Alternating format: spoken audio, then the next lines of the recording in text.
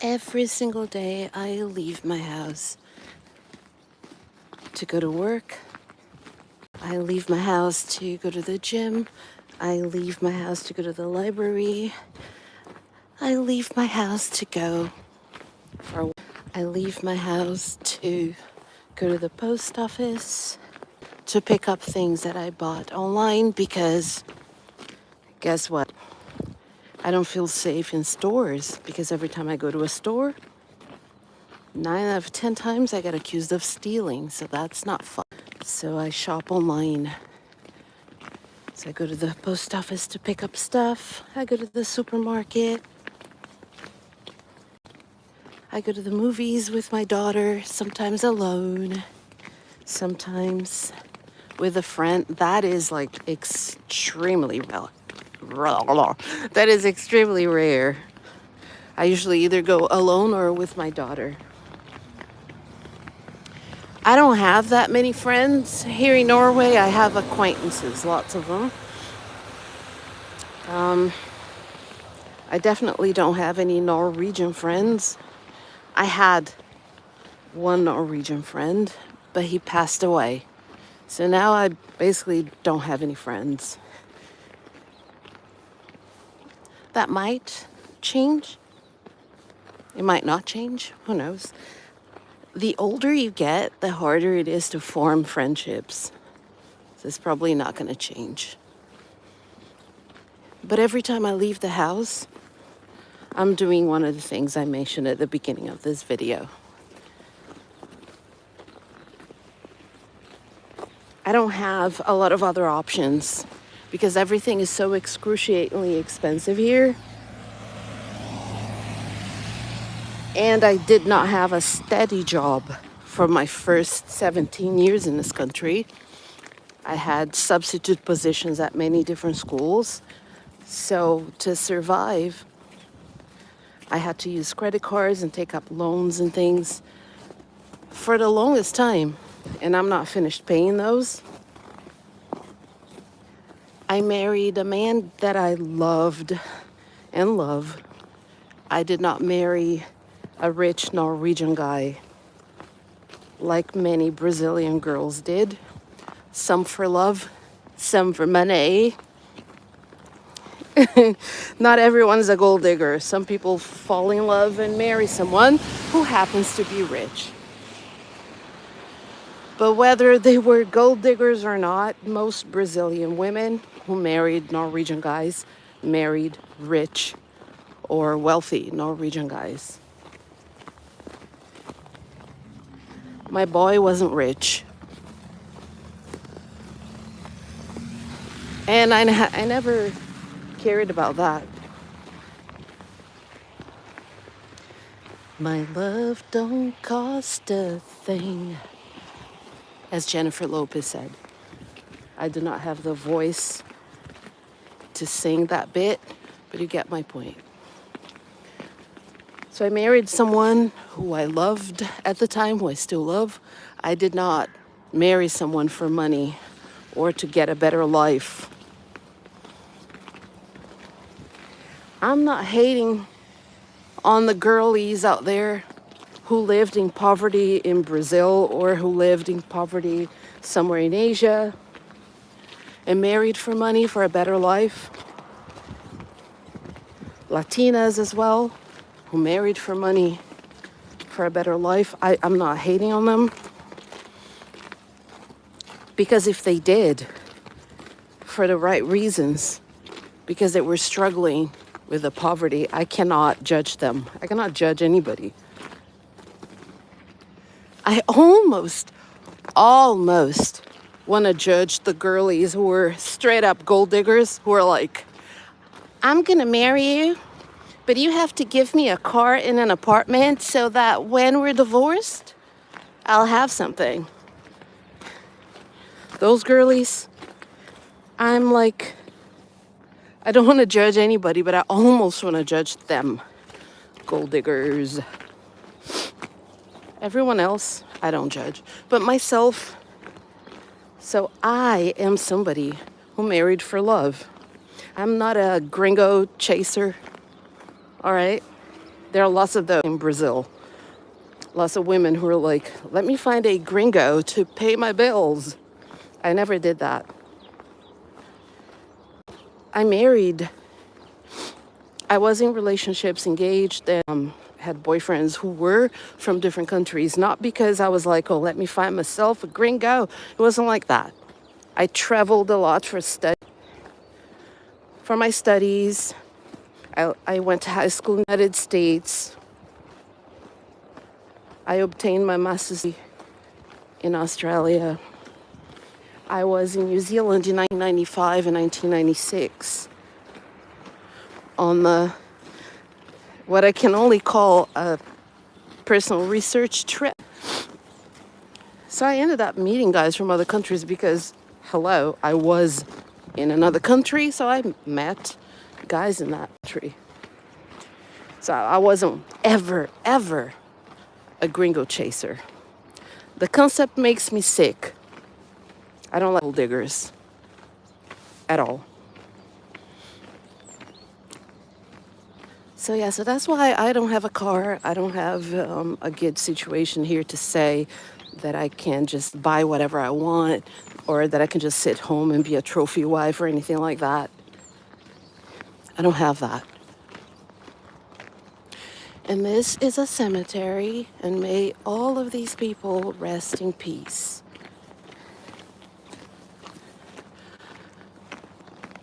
So yeah, so I struggle financially in Norway, something that I never had to in Brazil, in the United States, in New Zealand, in Australia. So I was engaged to other men before I married my husband. So when I was living in Australia, for the first part of my stay over there, between 1997 and 1999, so in the beginning, I was living with an Australian man. We met in New Zealand. You see, so I wasn't chasing gringos. I was in New Zealand, we were on a trip, I met this guy, right? And we were together and we're living together. When I tell people I was engaged before I was married, people get a bit confused, but I was engaged to other men before. So I was living with him in the beginning of my stay when I was getting my master's degree. We broke up 3 or 4 months into that time, and I moved to the student residences at the University of Western Sydney. That institution has now changed names. It's called Western Sydney University. Still the same place. Yeah, so I was living there for the rest of my master's degree studies, and that's where I met my husband, who was also an international student. I was getting my master's, he was getting his bachelor's. And we met at the student residences at Western Sydney University. So I had broken up with a person, and I met someone else.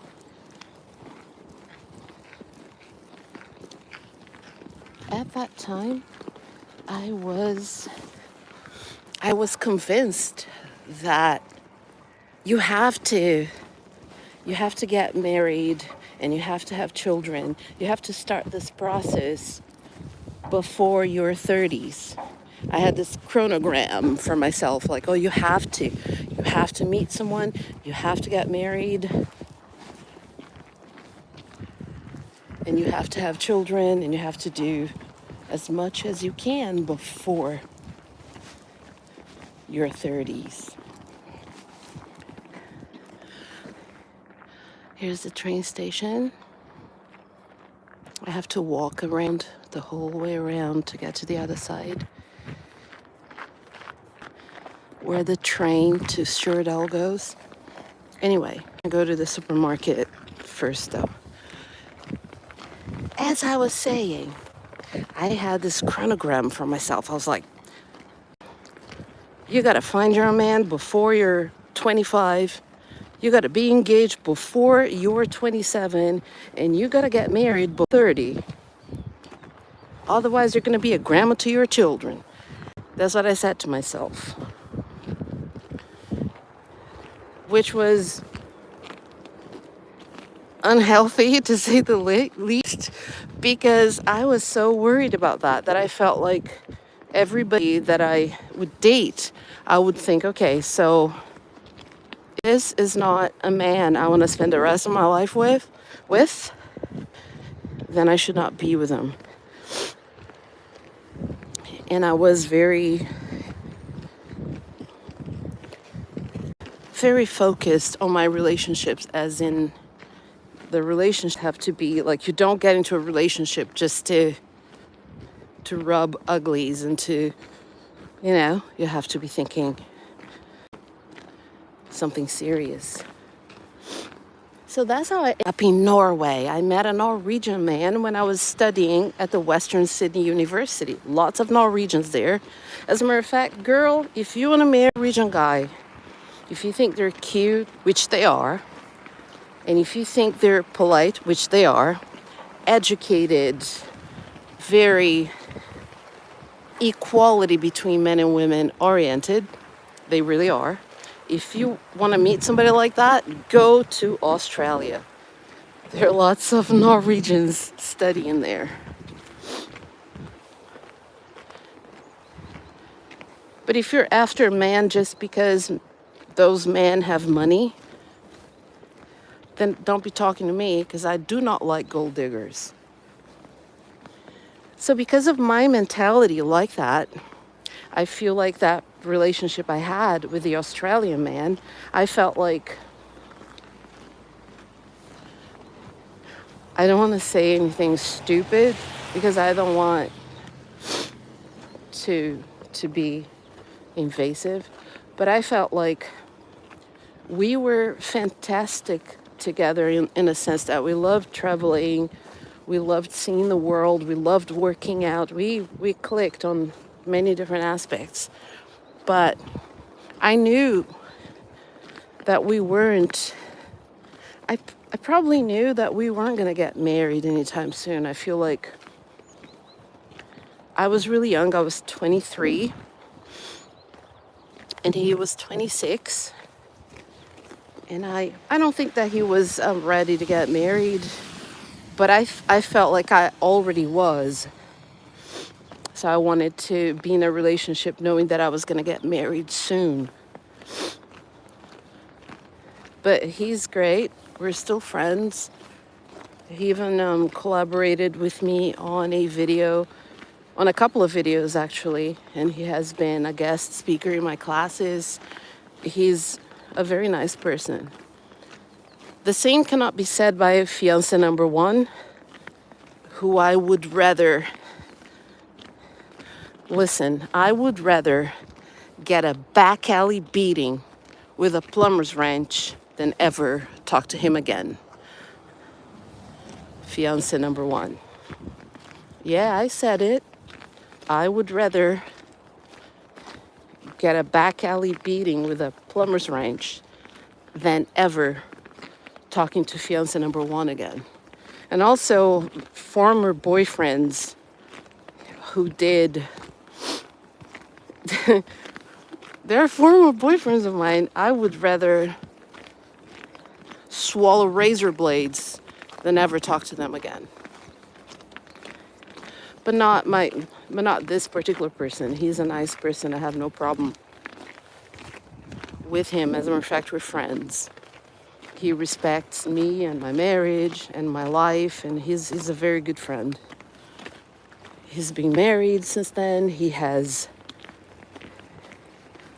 children. He's not looking for anything other than our friendship. But there are some guys out there that I dated. I want to forget they existed.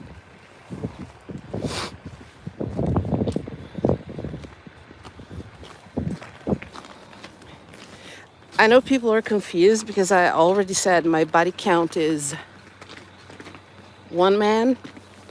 And people are like, oh, but you had all these boyfriends. I don't know what to tell you. My body count is one man, and I'm married to him. That's what I'm going to say. So people might be confused. Be confused, mama. It's all good. It is all good. But yeah, so the story of my life while I walk to the store. I'm going to go back to the train station after. What people don't realize is that I start at 10:30. I don't start at 8:30. I start at 10:30 every day. So no, I'm not a gold digger, and I do not like them. They offend me. Just like the girlies who are like, I don't date black men. I don't understand them. I respect them. But if they are black and they don't date black men, I want to understand why and what's going on, you know?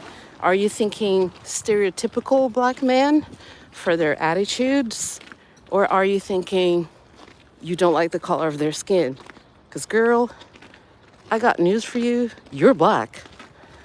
So if that's the reason, then I don't get it. Anywho, that's a completely different tangent. So yeah, so I married my husband for love, not for money. That's one of the reasons why I'm broke ass poor right now. But I'm okay because I work, I have food on the table, a coat on my back, a beautiful daughter. So family first.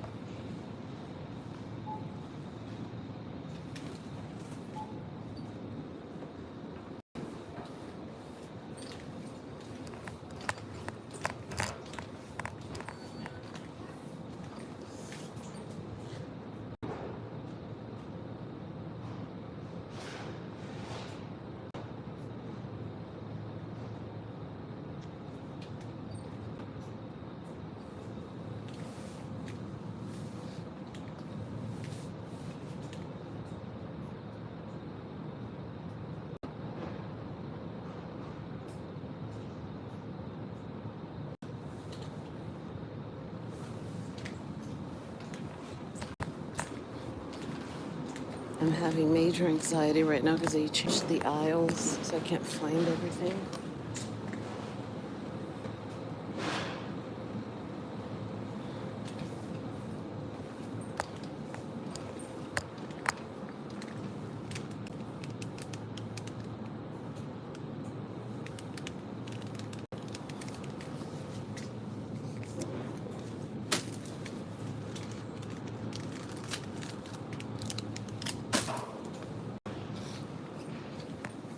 And most people don't realize that I actually start work at 10:30.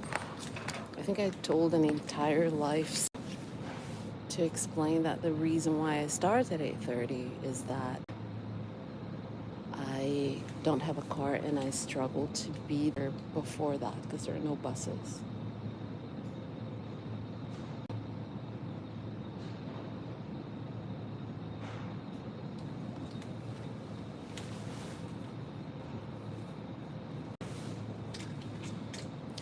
So now they only sell the panty shields. They only sell the ones without any scent. So basically, most people don't care if they stink out there.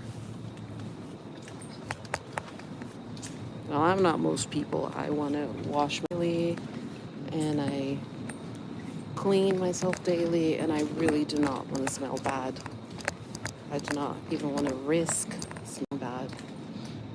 It's not an option for me.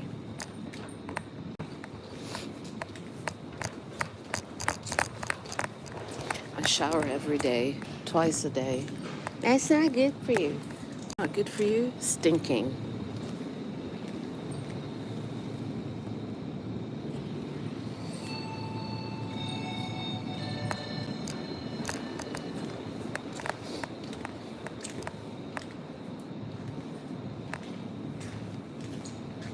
Oh my God, they changed everything.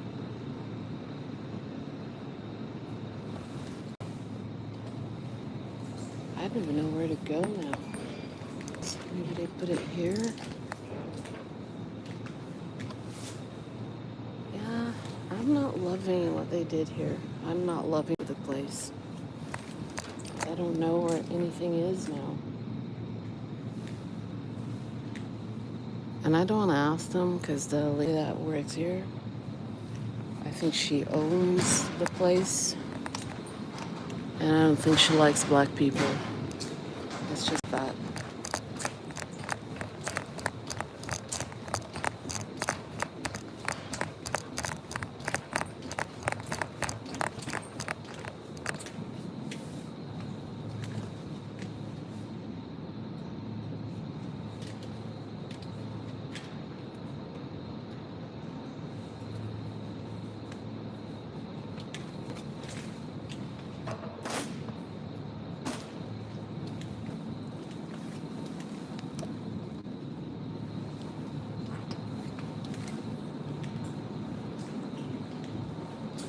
This is maddening because I can't. Where the hell they put it?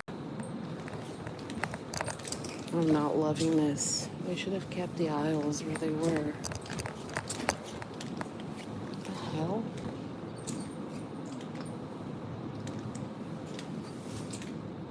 I'm gonna be damned if I'm not asking about anything. Knowing that my kind is not welcome here. Let me see. Okay, I'm gonna go aisle. One aisle at a time until I find it. Okay, first aisle. No.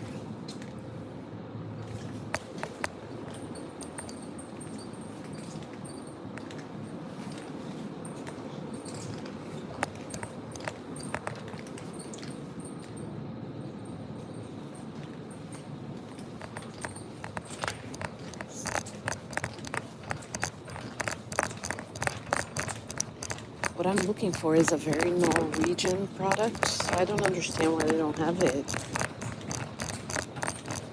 I'm just gonna go to a different supermarket. Fuck this.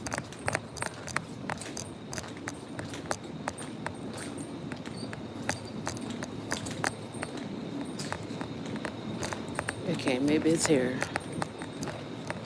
I withdraw my rude remark. kinda. Okay.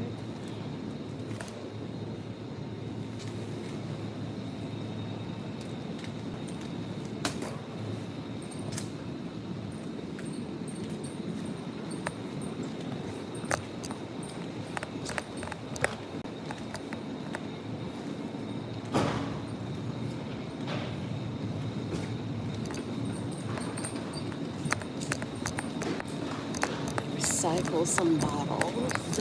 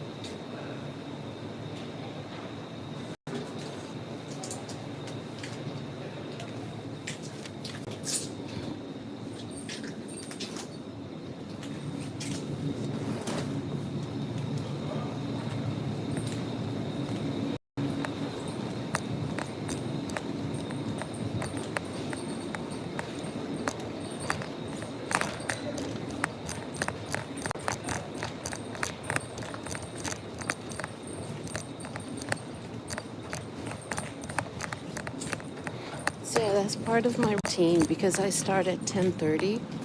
There are no buses to the place where I work anytime before 10:30. So the bus I take gets me there just in time to start my class.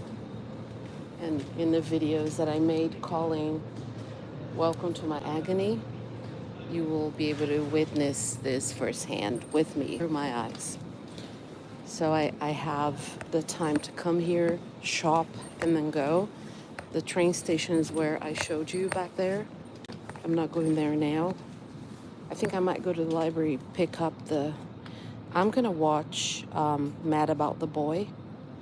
I have the book at home, but I couldn't find it, so I'm borrowing one from the library.